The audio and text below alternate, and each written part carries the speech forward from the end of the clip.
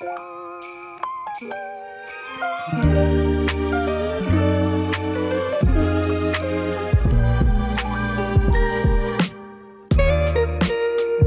to the Rollga Podcast. This is episode 004 featuring Greg and Cheri, both Ironman distance triathletes and influencers of the sport of triathlon in central Minnesota. Greg, he's the president of the Dutri Club, and Cheri, well, no introduction is needed. This was a great conversation about getting into the sport and the importance of community in a sport that's very individual-centric. Let's jump into the conversation.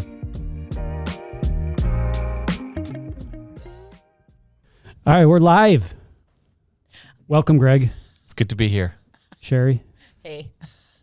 So I have a really important question. It's probably the most important question we kick this thing off with. Shoot far away. So every time I see your last name, Greg, I first say Greg, and then I start it with K, and I start to pronounce it, and then I just go to El Presidente because it's just easier to remember and easier to say. So can you tell us, just for the record here, how do we pronounce your last name correctly? Sure. My name is Greg Koutoupas. It's a Greek name. So if you think of it in terms of Koutoupas, so that's how you kind of pronounce it, Koutoupas. So it's common spelling. Rhymes with snuffleupagus. Yeah, I struggle with your last name. Like every time I see it, I just go El Presidente. That's just how I go. Whatever works. Greg the Greek. Bates. B-A-T-E-S. Bates. Yeah, yours is pretty easy. Whatever. Well, welcome you two. Thanks for joining. It's a pleasure to have both of you in studio, and I say that because what I really appreciate about you both is you have formed the triathlon community in central Minnesota. It's a big deal. Wow. Thank you. Wow. Thank you. I would love to take the credit for it. But that honestly, I think that path was paved already. There's been some incredible athletes in the community that have started this multi-sport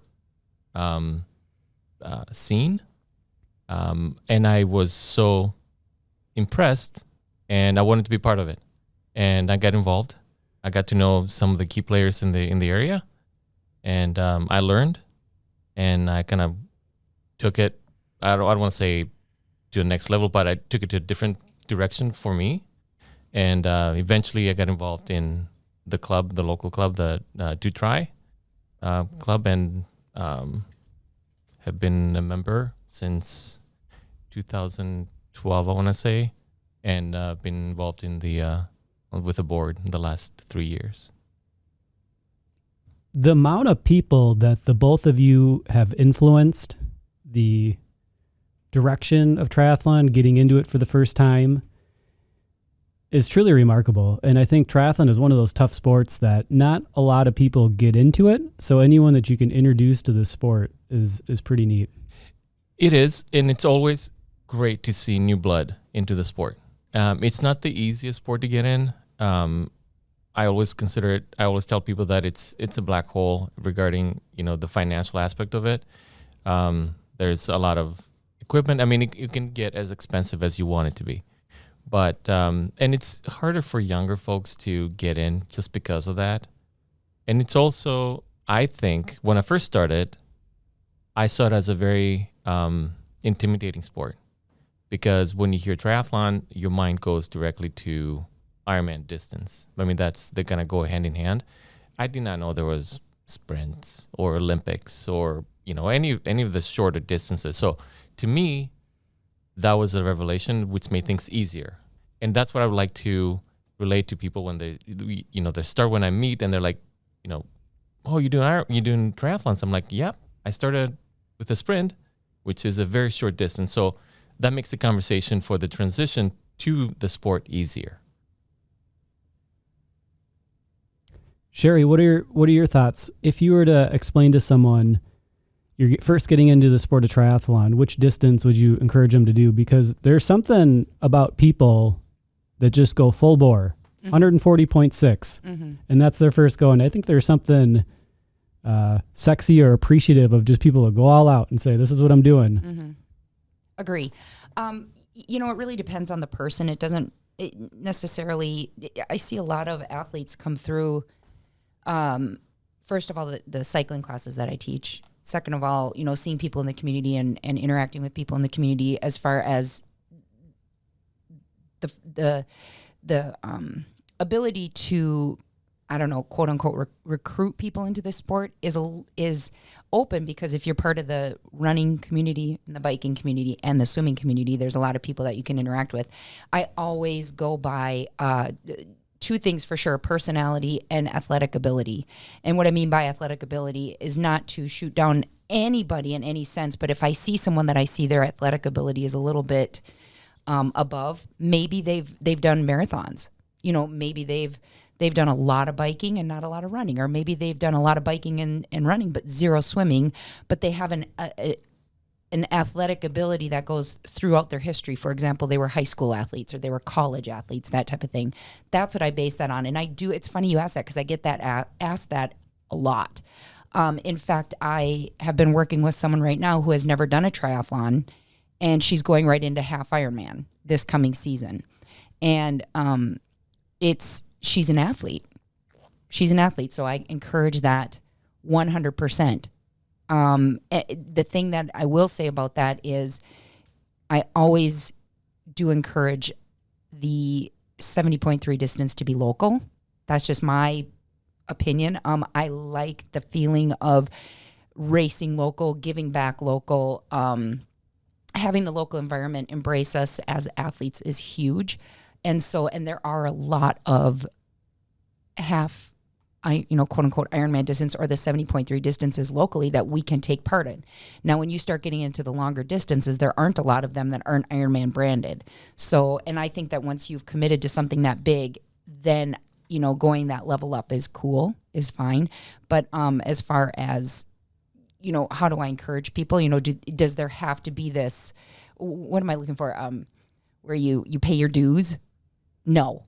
Not at all. I've never been in that school of like, well, you got to do a sprint, then you have to do an Olympic, then you have to do a half iron, then you do the iron, and that's the way it goes. I've had plans put together that way. But if someone comes to me and says, I want to do a half Ironman distance, well, what is your athletic background and what type of race you're looking for? Because I think it's important to race local for your first few, but, that's just my opinion. I have a little bit of a different take on this.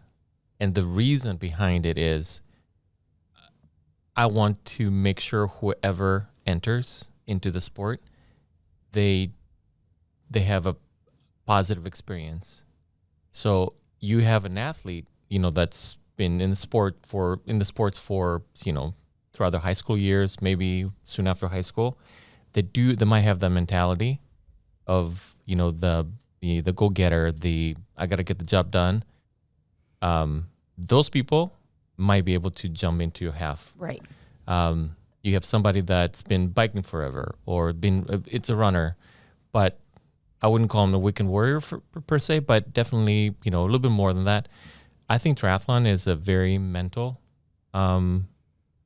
sport. Any distance, the longer it gets, the more mental fortitude it takes for it.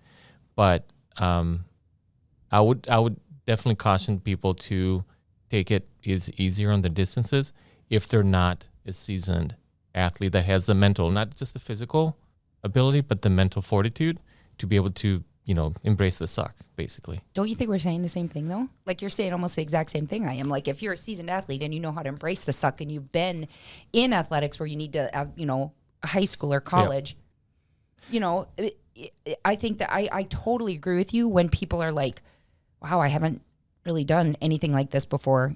Definitely start with those local sprint triathlons, right? But if they're like, I really want it, I feel like I could really, I've run a marathon. I think what I'm getting at, I think that the little bit the slight difference, I think, it might be on the mental aspect of it rather than just the physical. But I could be wrong. How am I wrong? No. No, like, what do you mean by the mental aspect of it? Like the having to get through the race and not. Fall apart? Obviously, I agree with you with the mental Yeah. thing, but like, I'm curious what you mean by having someone do a sprint versus if they're coming to you. Let's say I come to you and I say, I love what you're doing. I want to try it, but what do you think of me doing a half Ironman? Because I've run, I know how to swim, I kind of know how to bike, whatever. Like, I think I'm more cautious on my approach on new people in the sport. Yeah. Because I've seen people just having a miserable time and then one and done. Now, I want them to experience this is my thought process. I want them to experience the sport on a shorter version. The intensity is there, but the duration is not as long. Yeah. And then you just build up on that and just move on to the next level if you need to. Somebody that's been a cyclist, for example,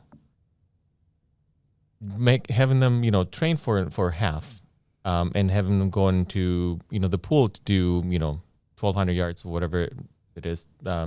Eventually, you put them in the open water and thinking that they have to do quite a ways. They look at the buoys that they're like on the other side of the lake. They could panic. Yeah.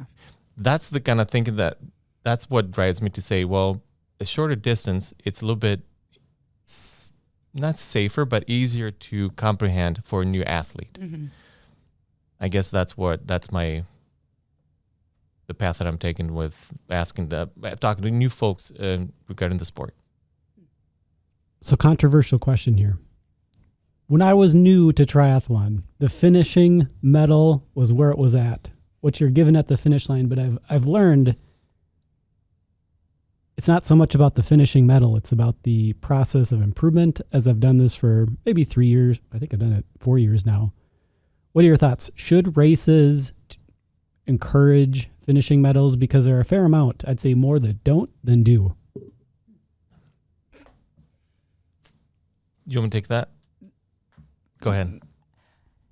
Yes, there should be a finisher medal every single race.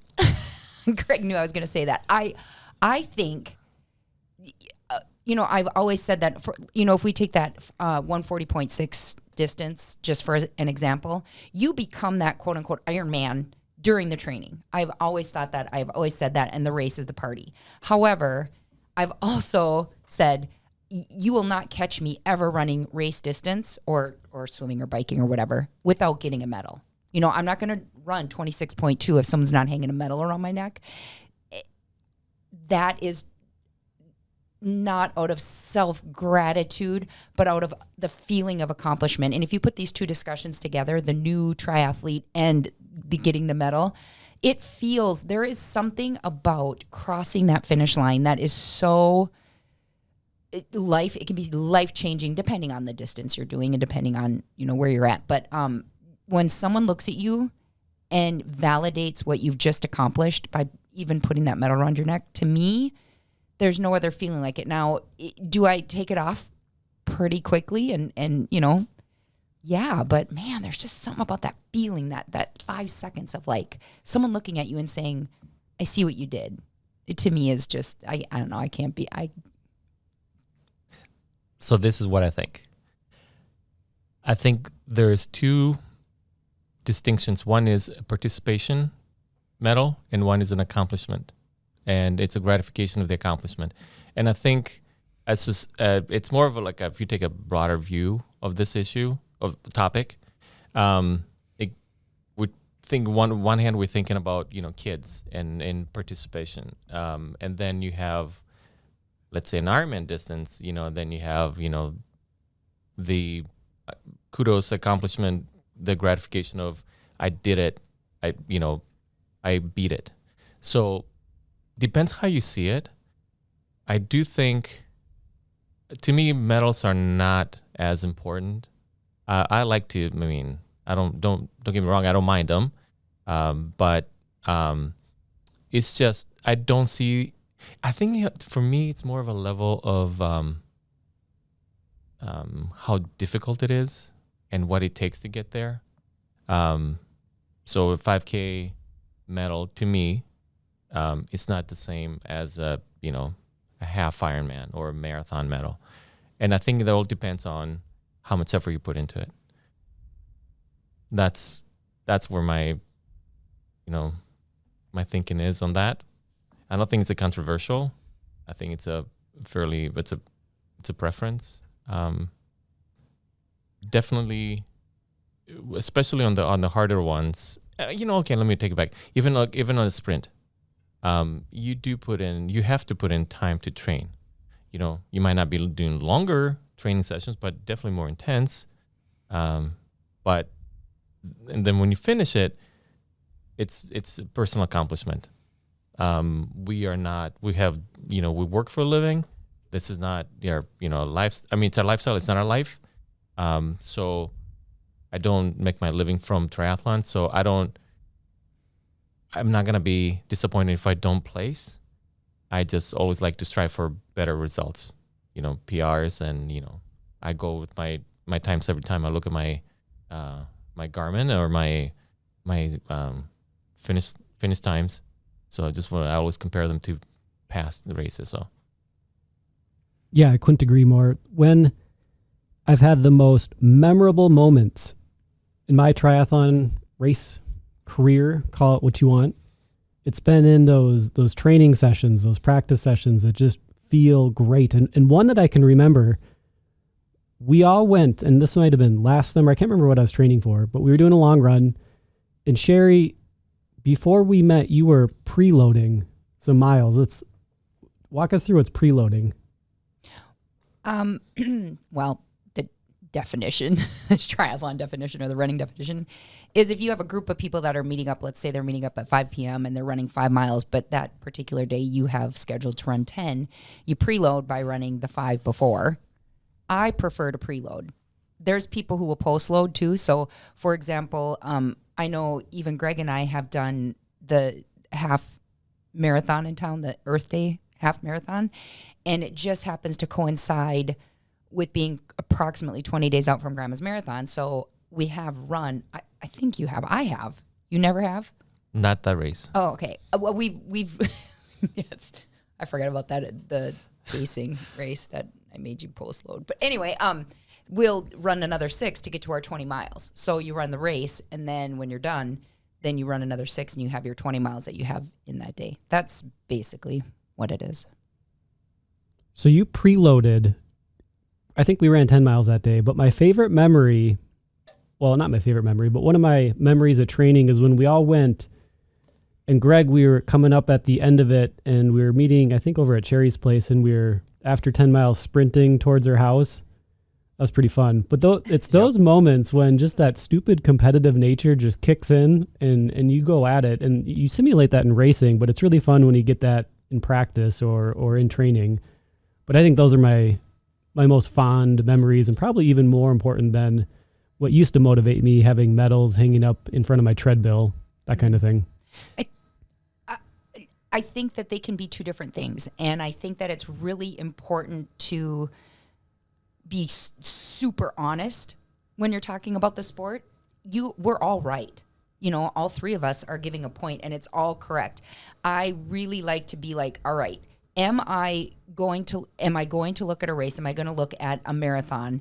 And do I want to have something that shows I did the marathon? I do.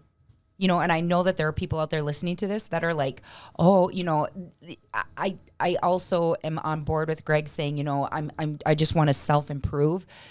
The one thing that I will say about that is, and I say this when I pace, and I say this when I teach, and I say this when I'm talking to other triathletes, is race day is race day. There's a difference, and there will always be a difference. For me, training is training, and it's fun, and it's great, and it's got its own paybacks, and that is when I am going for progression, and I'm going for self-improvement. On race day, can I swear? Let's maybe not swear. I was going to say, but I won't. I'm going to beat you.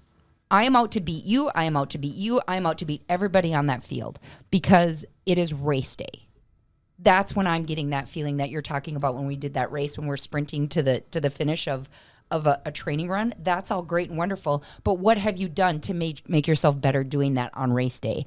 It's so funny you're saying this too, because Greg and I were just talking about this, like when you're just starting out training and you feel like you want to just conquer that 5K, you know, like you're just starting your training program over again. And you're like, okay, I'm going to do this 5K in under 24 minutes or 25 minutes or 22 minutes or whatever your skill level is. Why?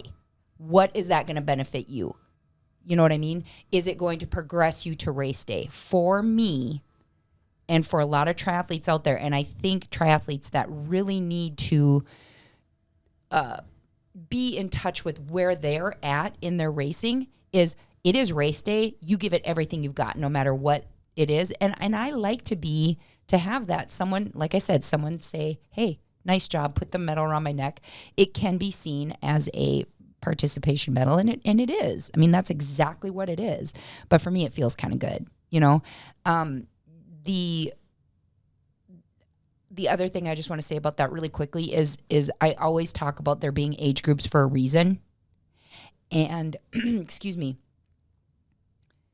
when I am training, I am competing with myself.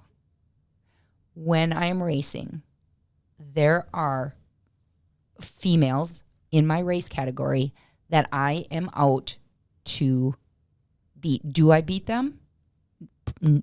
Once in a great while, yes. Most of the time, meh, you know.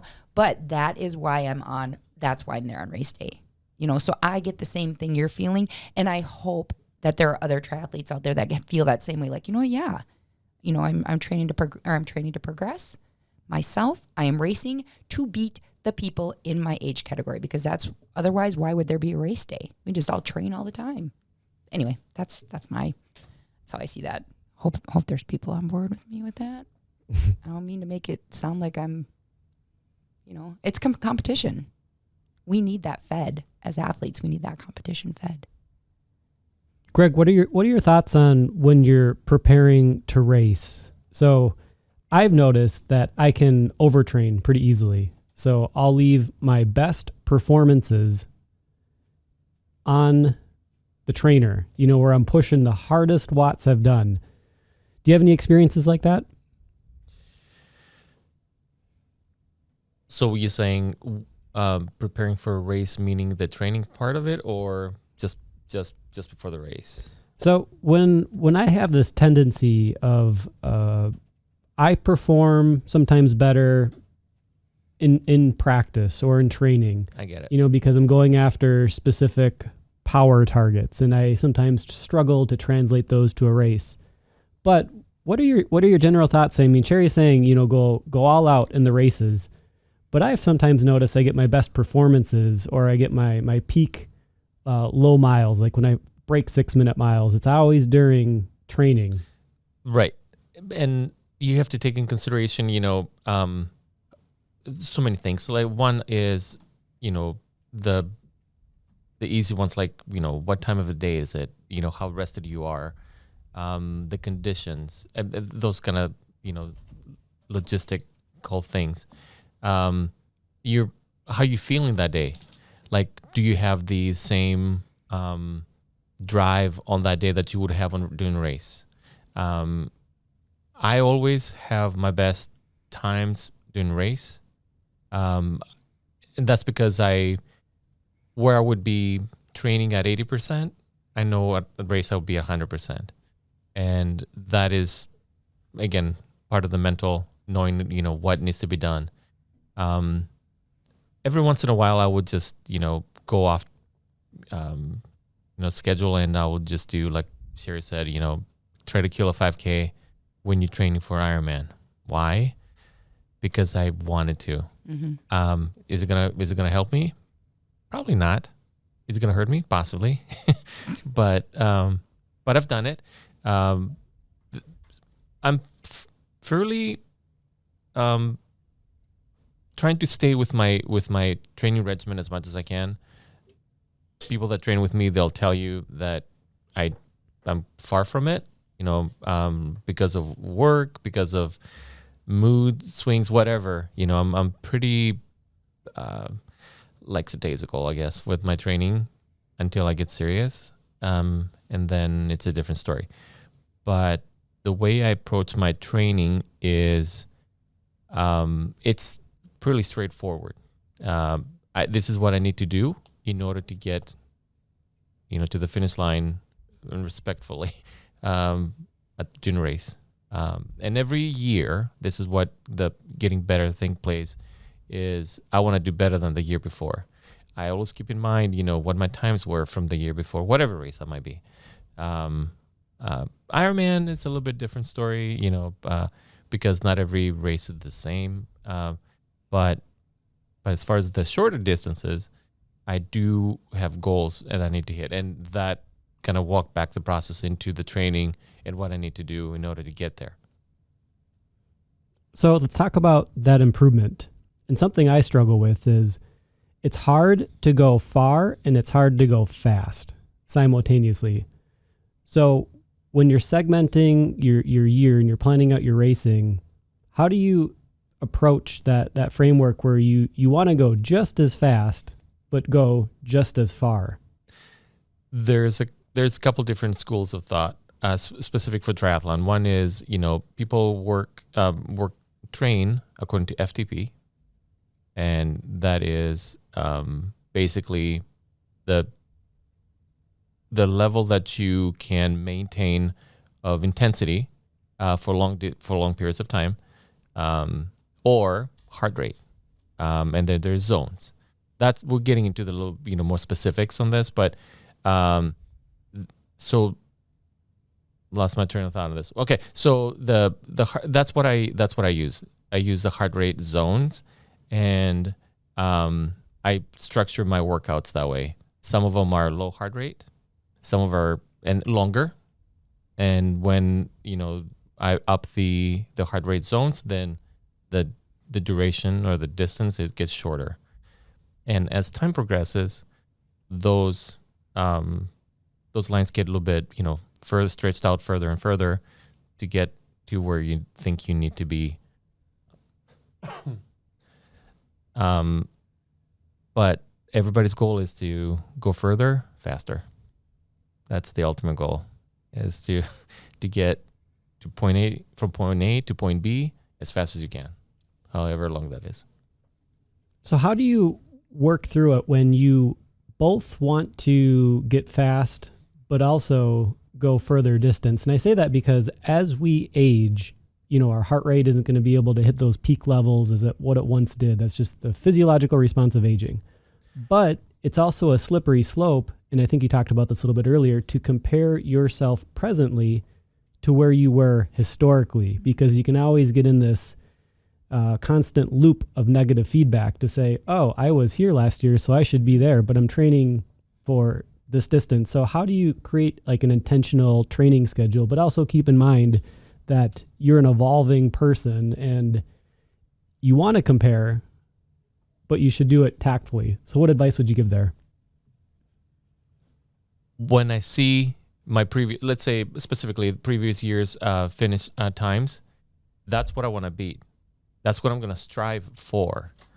Now, how it's going to turn out, but at the finish line, different story. It might happen, might not happen, but I do need a goal, and sometimes that is my goal. Now, the other thing about, like Cheri mentioned before, is we are, amateur athletes, and so we race with age groups. So we race within. So that levels out the playing a little bit. Believe it or not, most of the fastest triathletes are in their 30s, late 30s, early 40s, which is surprising. But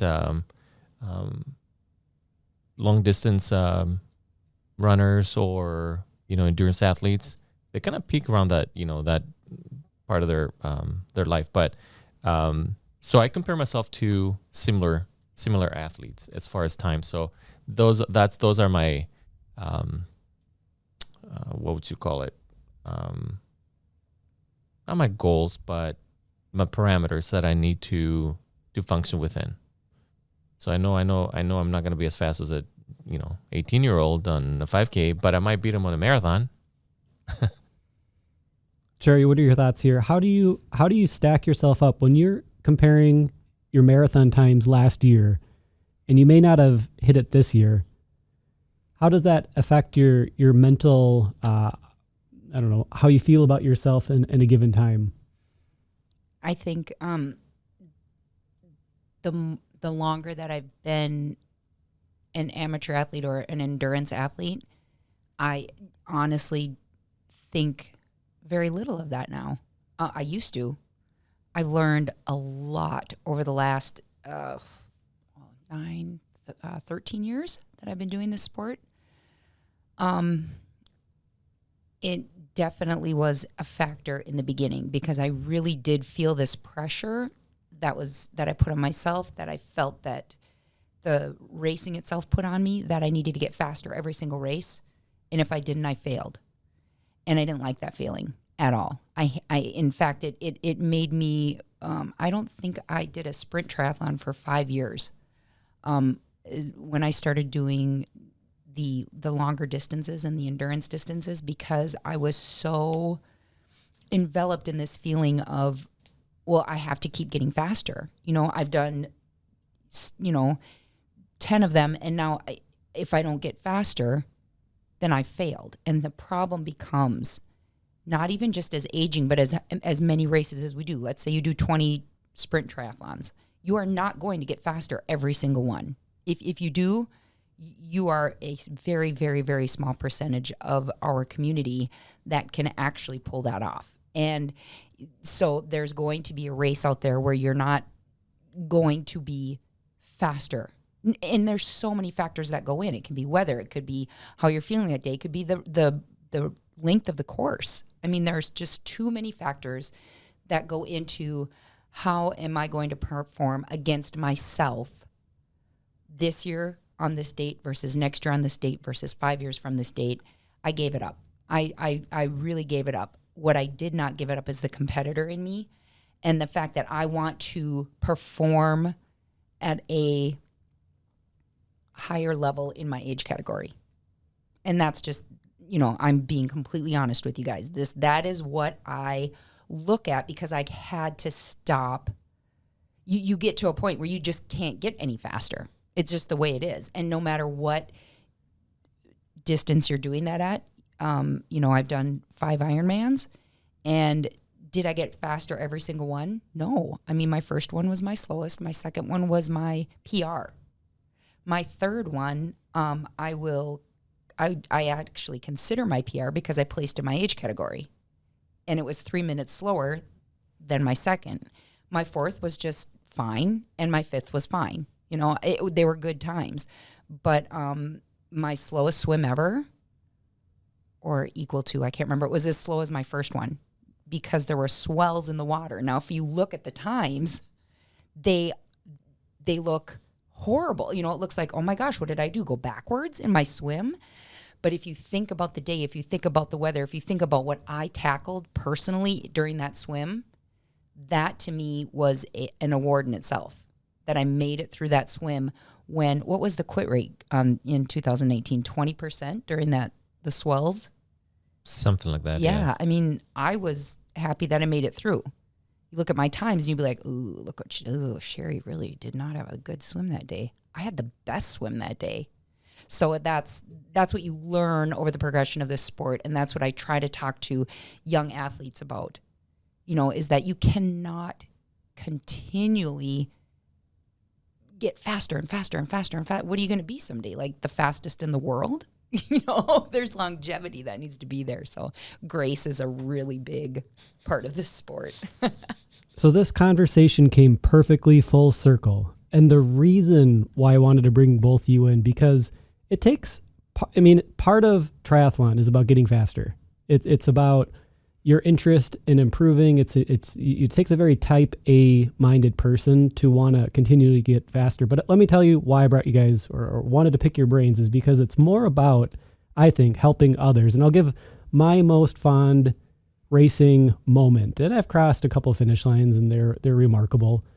But my favorite memory that sticks with me is when I finished or during, it was a half Ironman, I stopped to someone that had a flat and I gave them my flat kit. And my feeling of helping him complete that race was just one of those moments where I instantly knew it was more about helping others, trying to get others into the sport. And that's what I appreciate about you guys is the whole reason why you are involved in Dutri. El Presidente, Greg, the leader of the Dutri chapter, well, club, I guess you could call it, is because your willingness to grow the sport, help others, and see others succeed. And that's what I most appreciate about both of you. Aw. Thank you. Aw. I do. And you know, it's the feeling of something that I really, really enjoy, the sport that I really, really like. And I want to share that. And how do you do that? Is by, you know, trying to bring people into the sport and expose them to it. And hopefully it'll stick. And then, you know, there's, you know, again, there's money involved. I mean, we're not gonna lie. I mean, we don't get sponsored to do the sport. So we try to help, you know, other young people. For example, this year, you guys were pretty gracious about, you know, getting a program started for this year. Is let's get people that have not raced before free entries. Mm-hmm. See how it is. Huge. And I mean, those things carry.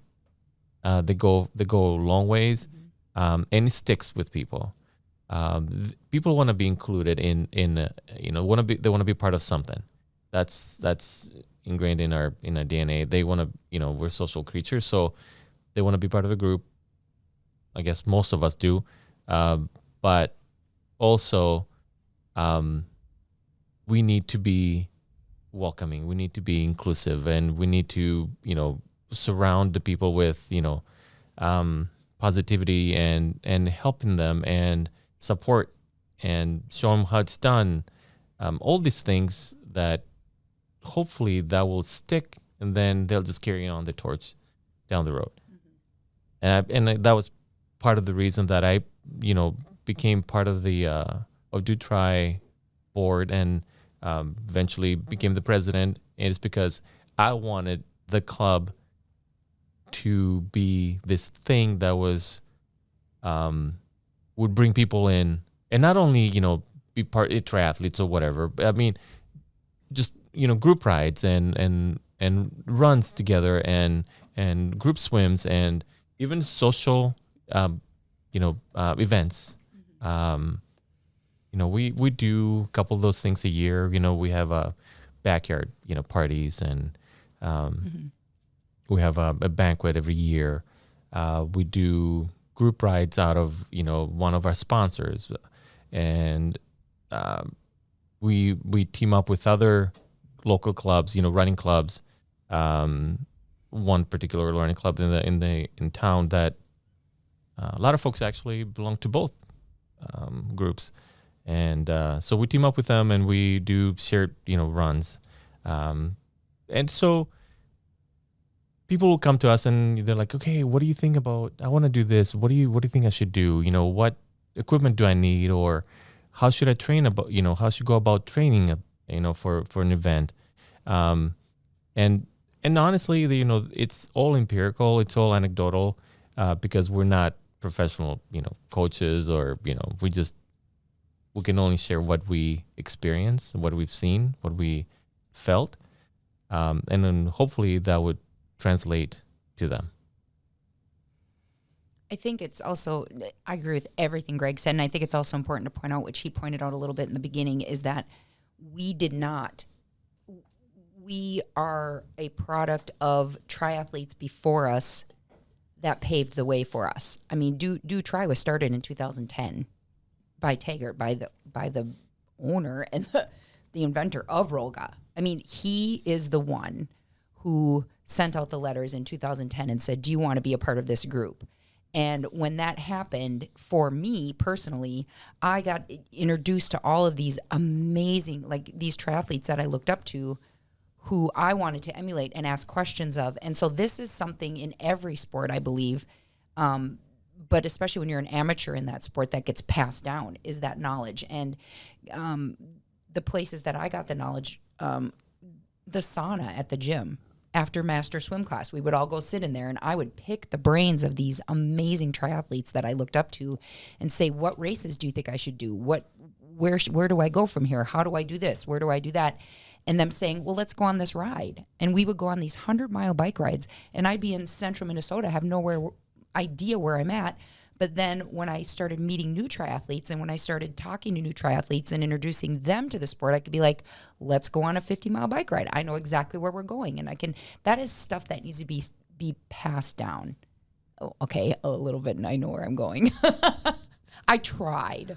But the other thing is the involvement that needs to be there, right? So you start saying, let's go do this, and then you talk to each other about these things. You answer the questions and you say, be involved. We have time trials every Tuesday, right? And we are coming off of a season of COVID, 2-3 seasons of not being able to interact and not doing anything. Then we're just trying to build that back up as a club and as a sport in itself, and saying, we've got this, for example, this time trial every Tuesday, come out and ride with us. And when you're there afterwards, we sit and we have Cokes together or water or whatever it is. And we talk but the involvement has to be there on every single level. So, it's vital. And both Greg and I have been fortunate enough to interact with these triathletes who were part of Do Tri, even that came before us. And all we're doing is emulating and trying to be that ambassador that they were to us. So important. Hopefully the people we talk to now will continue that, So triathlon is so much an individual sport, but what we keep talking about is how important it is to keep a community around us. And I say that because it's so easy, I think, to get lost in your own self-training and to lose touch with those that are around you. And it's kind of a slippery slope, because that's what's going to cause the further falling out, or where the things could go if it just becomes more individual-centric. And that might be the nature of just how training has evolved, with doing more indoors and more off-season training inside. Mm-hmm.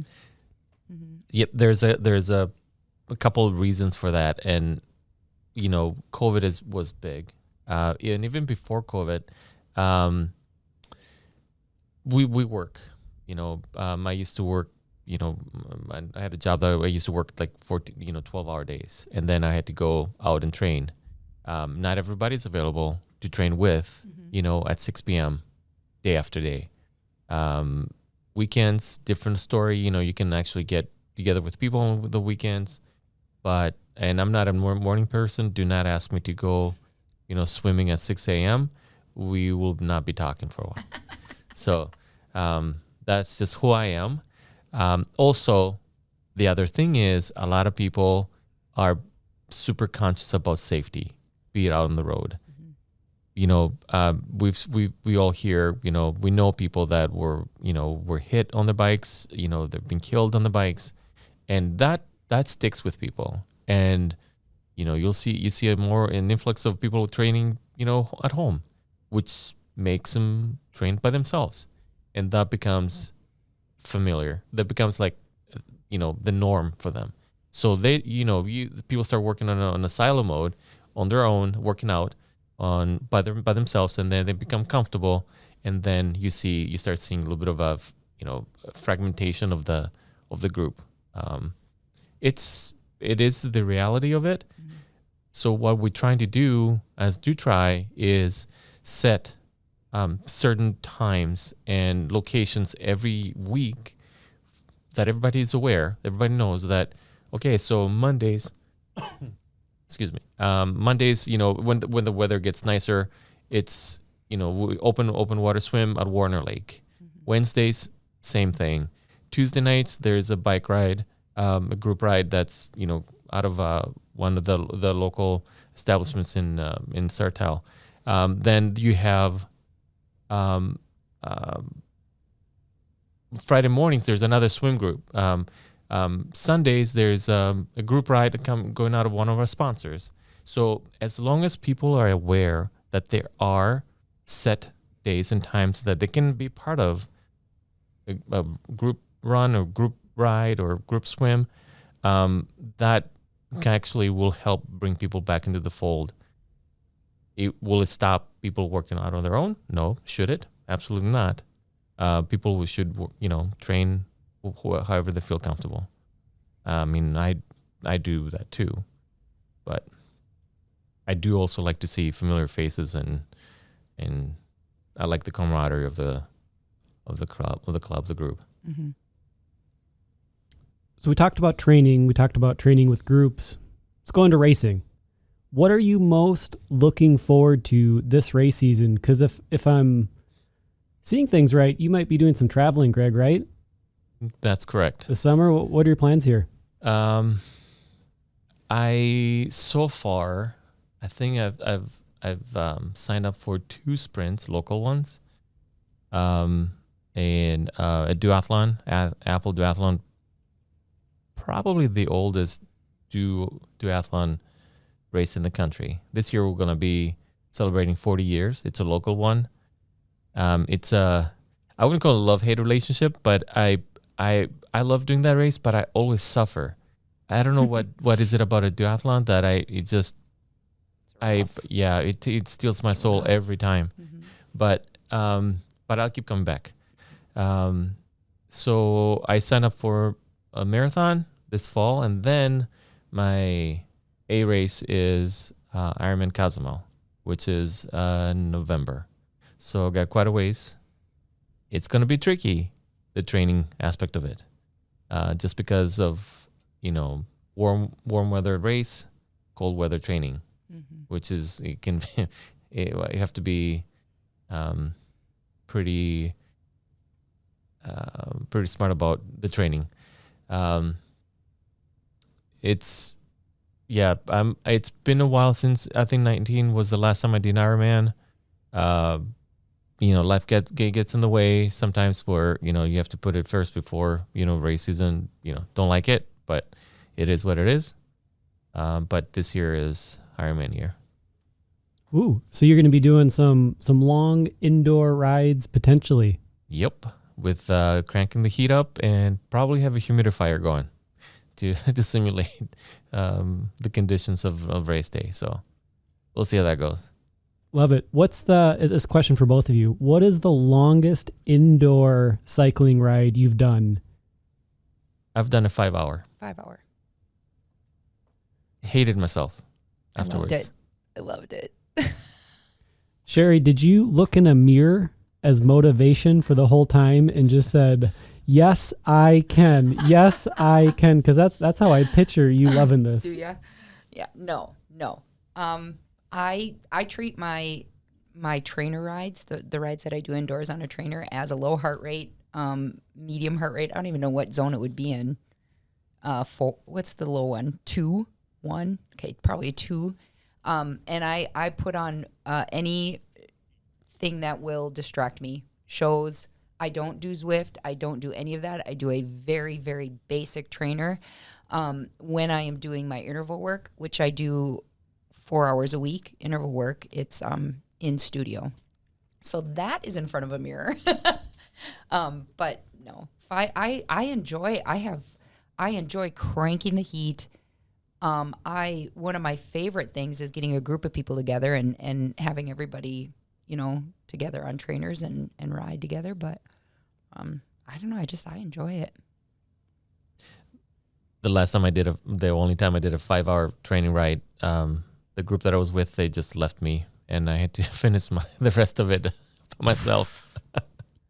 We've left people too. We've left Jill. Remember Jill Koski? We left once because she had to finish up her 5-hour. Do you remember that? That was a long time ago. Probably. Ugh. Yeah. Indoor riding is just absolutely brutal because you're not moving. You're just sitting. Mm-hmm.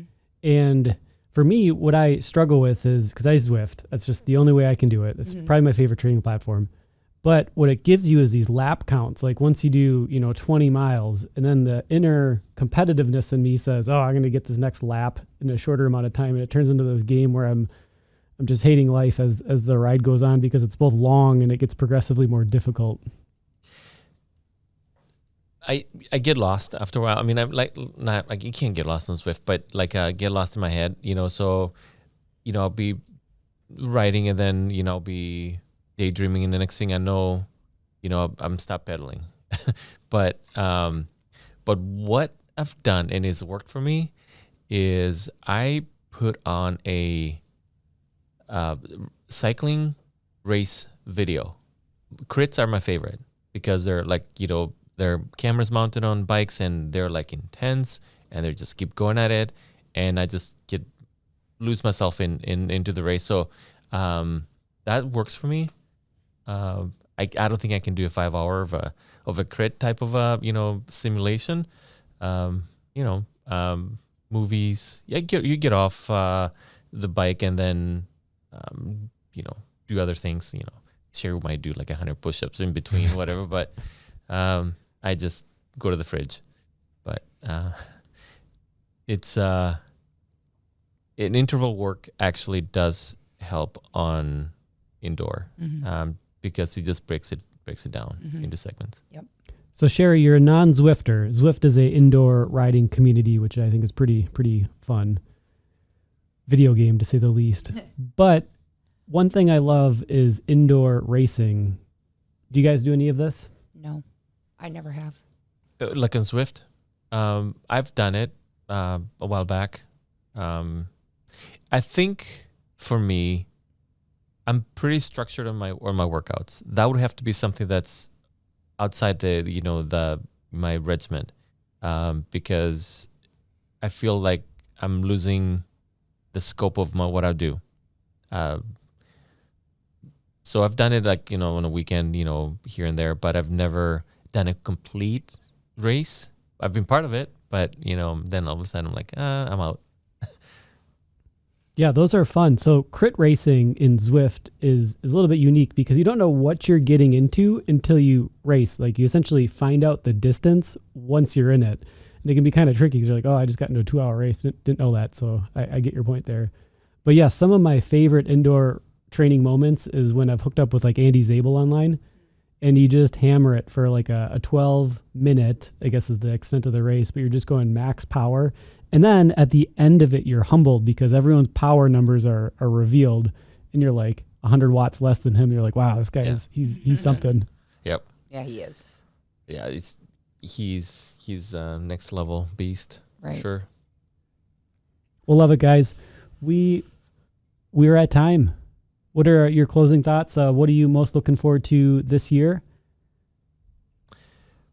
First and foremost, thank you for having us. This was actually a pleasure. My first thought, I mean, without even, having to think too much is, stay healthy. You got to stay healthy, both on the training aspect and, what's going on around us. That's kind of what's going to determine how the year goes. I mean, it's simple as that. I would love to see the sport, get back at its feet. It's taking a hit, just like everything else. Hopefully, we're just going to grow the local community. I think we're in the right direction, and the best is yet to come. I agree, and I reach out. Reach out to other athletes. Reach out to me. Reach out to Greg. Reach out to Dane. Anyone out there that is questioning, is this something I'd like to get into? We would love to have you reach us on the Facebook page, on the Do Try Facebook page, and ask us questions anytime. We are willing to help out. I'm very much looking forward to the training. I hope there's a lot of people in our club that are doing long distance triathlons this year. So it's going to be really great to have that community. And if you are finding that you feel alone in your training or that you're sick of doing a solo training and you want to get it together with people, there are safe ways to do that. If you are concerned about the COVID or anything like that, there are safe ways that we can train together. So reach out. Let's get together. Let's do some of these long rides, these long runs, swimming outdoors together, and post on the Facebook page. It's an open page for you to do that. So I'm looking forward to seeing everybody again and really being social and having a great training season. All right, you guys. We'll see you at the races. See you at the races. See you out there.